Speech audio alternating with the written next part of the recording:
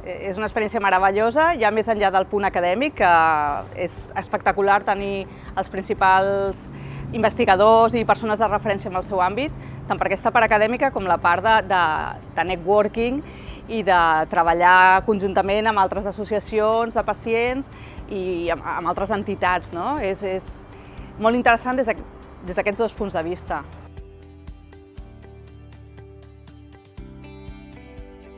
Són molt intensos, molt pràctics i posem en pràctica tot allò que hem après. Ens està faltant temps, per tant és un bon senyal de que són molt interessants. Ens ha facilitat una mirada crítica i a més enllà de l'accés i regulació dels medicaments, també des de la perspectiva de la part ètica, que és una part que sempre queda com enrere, no? Queda com tangencial del que és realment l'accés als medicaments, i més en l'àmbit, en el nostre cas, de malalties minoritàries.